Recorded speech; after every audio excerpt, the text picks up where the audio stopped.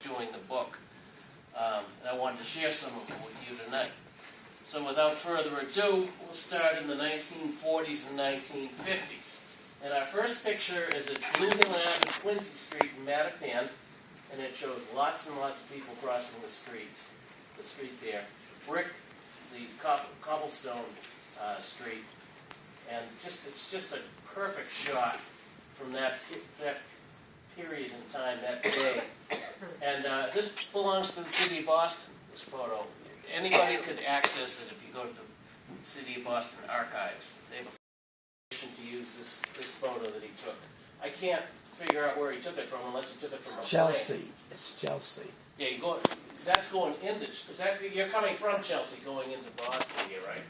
Oh, gosh. I think you are. No, it's Charlestown. There's the American Legion post on the left. In the port, halfway up on the left. Okay, well, that's a new one on me. No. Oh.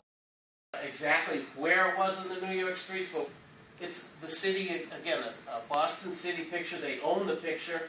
It's a fantastic picture. My publisher herself blew it up and it's framed in her house. She told me that. And anybody know what the HA or HU on the phone exchange is? Hancock 6. What is it? Hancock 6. Hancock 6. I don't know HU though. HU. Okay. So that helps to prove that it indeed is there. Indeed. So that's a nice picture that was taken on the New York streets by the city. Usually the city didn't go out of their way to get an artsy shot. They were just trying to document things, and they didn't really care about the backdrop or anything like that. But that one came out nice. So. And this is after it began being leveled. The New York streets, 1958. 55 was when they decided they were going to do it. This is before the West End debacle. This is 55, and all this area just fell to the wrecking ball. Two guys just standing, posing for the camera. Now, I forget where this picture came from, the West End Museum. There is a museum documenting behind that building. I'm not sure about that. But look it up, the empty buildings in the background. It's just the destruction of a neighborhood that today, admittedly, would probably be gentrified to North End. But it would be beautiful old Boston, not what it is today with the high rises. Now we have an actual South Boston photo. Just for the record, we solicited Boston with his family in the late 50s, early 60s, and taken a bunch of photos all around the city. They had never been seen, but he had this page where they were all on. So we wrote to him, we said, do you mind if we put some of your pictures in our book? He's like, yeah, go for it. So, yeah, words cannot express what that place was like. But anybody know how the combat zone came about? A television show. No, that was St. Patrick's Day was before busing, because that took place in September '74, and this was March of '74. Now he caught this couple in the house, evidently having a couple of drinks, and ready to watch the parade. He with his vest on with the shamrocks and his hat. What did you call it earlier? What did you call it earlier, Brian?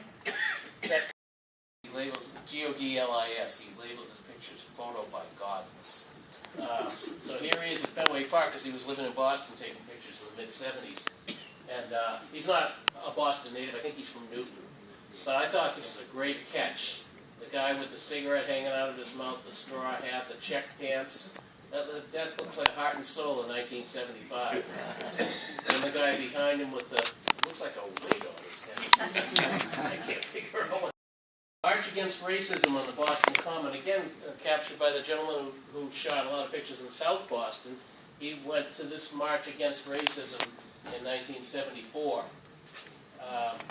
So it's a pretty good mix of people in the Back Bay to let that politician know they were there and they were unhappy that they had to get in the school bus ride 6 miles, 7 miles, 8 miles across the city through traffic every day to go to school. They couldn't go to school in their own neighborhoods. So I never took a position on busing because I think everybody got kind of lost out on that one. And I can say as former employee of the schools, to this day, the effects of busing are felt. So, enough said about that one. Okay, there are only out-of-town pictures taken at Faces nightclub in Cambridge. Remember Faces? It was on Route 2. It was a disco for, during the disco years. So a photographer that we ran into had taken a bunch of pictures of Faces one night and given us permission to use them. And 2 weeks later, the photographer himself passed away. So he was never able to see his original photos in the book, unfortunately. But he allowed us to use these. And there were a bunch of good ones. We picked this one for the purposes of this show. So that captures 1978 in all its glory. 30 years ago, where they took it down. Look how much Washington, look how much the area has changed. Harrison Avenue, it's unbelievable what's happened down there. Just the change is incredible. That would be, I think, right there would be the drinking fountain in Jamaica Plain, that brown building with the brown on it. Doyle's would be a few doors up, I do believe. And it's on Monday. Little things like that good neighbors do for each other. The newbies don't quite get that yet up there. I think it's going faster in the East Bronx than we went here. Yeah. I haven't been up there lately. It's involved the tunnel. Thank you. Thank you. Thank you all for coming out. I really appreciate it. Thanks for giving me a hand too. So I've got my cards here. I'll just put them on the table. You can just grab one if you want.